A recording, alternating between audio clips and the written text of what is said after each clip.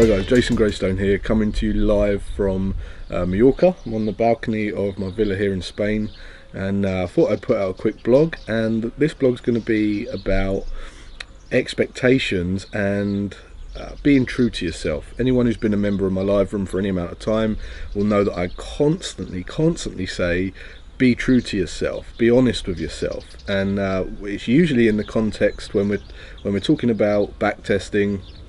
We're talking about spotting strategies whilst you're backtesting. I always say, be honest with yourself. Try and spot those losing trades. And the reason for that is if what you don't want to do is go out into the trading world and become hugely disappointed. You want to set as low expectations as possible. If you think about, you hear about the millennials that are coming out into the workforce now. They're struggling to find any satisfaction in their job, and it's because they've been brought up in a world where they've no fault of their own, but their parents are telling them you can do whatever you want, you can get whatever you want just because you want it. You hear about these stories where they've paid to get their kids through some A grade education, or the teacher's just given them an A because they can't face dealing with the teachers. And they've grown up in a world where they've got instant gratification. They get whatever they want when they want it. They can order a pizza online and they get it next day. They order anything on Amazon, get it next day. And even dating, you don't even have to go out and learn how to be swag.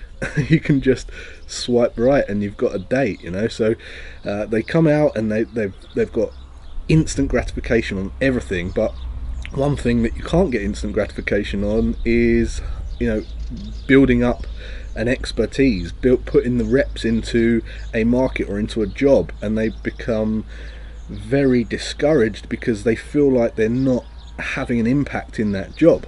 I've seen it myself. I've employed many people over the years, and I find with the millennials, you get this, they've got this self-importance. They think they should be doing more than they are, and they become deflated. And it's the same with trading. You come into trading, people come into trading, they completely overestimate what's achievable in the first year in a very short space of time. And it's due to two things.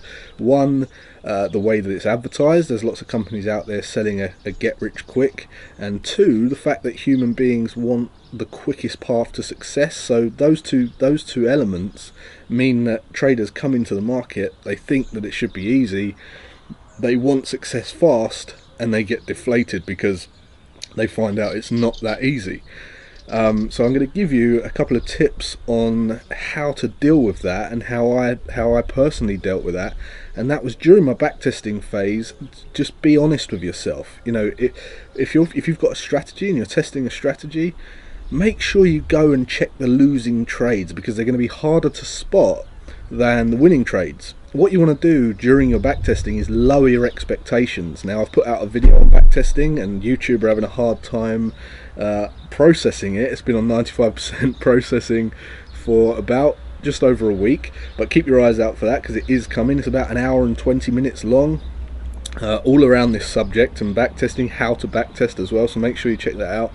But when you're backtesting a strategy, the most important purpose for that, other than to see that you have a positive expectancy and an edge on the market, is to lower your expectations. What you want to do, trading is hard enough, as soon as you start trading live capital, you want as low expectations as possible. You almost want to assume, you want to have your mindset you want to be in a frame of mind where you think that you assume that every trade is going to lose. That is the ideal situation to be in. That is the ideal mindset to have, because if you lower your expectations that low, you're not going to be emotionally drawn into the trade. And when you're backtesting a strategy, it's going to be very difficult to spot. It's going to be easy to spot the winners, because if you go through the charts, you're going to identify the patterns quite easily that you're looking for, but you'll only be looking for the winning trades. If you be true to yourself, be honest with yourself, and go through the charts, try and spot the losing trades. And another tip is, go bar by bar. because if you're not going bar by bar, you are just looking for the pattern. You're not going to spot the losing trades. So in order to spot the losing trades a bit more easier, go through the charts bar by bar, at least until your RAS, your reticular activating system, is popping those trades out to you, those patterns out to you, and you can spot the losing trades. So that's a tip for spotting the trades. Also, be honest with yourself and be true to yourself. When you see losing trades, don't start saying, I wouldn't have taken that one because I would have been at my nan's house for Sunday lunch. Don't say, oh yeah, but I would have taken that one because I might have got up to go to the toilet in the night. I would have checked my charts, and that winning trade, I definitely would have taken that winning trade. Oh, I wouldn't have taken that losing trade because I might have fallen asleep early that night. Or is this an impulse leg? Is that an anchor leg? Is this an X point? Be true to yourself. Check the times. Would you realistically be in the charts? If you're already in a trade, are you counting another trade that counts within that trade? Because in reality, you wouldn't be taking that second trade unless you've got multiple accounts. So the purpose for me, and the best tip I can give, is lower your expectations. Go through your back testing, spot the losing trades, lower your expectations. Then when you go into the market, you're going to assume that most of your trades are going to be losers, okay, or you'll have a realistic expectation going into the market. You'll become less discouraged, and when you apply live capital, believe me, it's hard enough trading and becoming consistently profitable with demo account, okay. And realistically, again, people take up demo accounts. They're not true to themselves. They shoot for the moon because it's not their money. They don't care. When you apply live capital, it's a completely different environment, a completely different situation.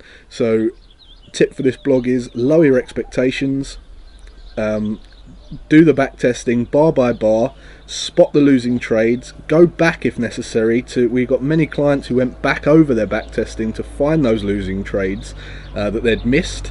It reduced their expectancy, and then what happens is when they go into the market, when they start taking a drawdown or losing trades, 4 or 5 losing trades in a row, they're not thinking, oh, this didn't happen in my back testing, so they just stick to the plan. It makes it so much easier to stick to the plan. So that's the tips for this blog, guys. Stick around because there'll be more out. I'll probably put out another blog next week, and keep your eye out for that video on how to backtest. And if you've got any comments or you've got any subjects you'd like to see a blog or a little talk like this done on, put the questions in below, and don't forget to share this with as many traders as possible. And if you haven't subscribed already, make sure you click the subscribe button, and I'll see you next time.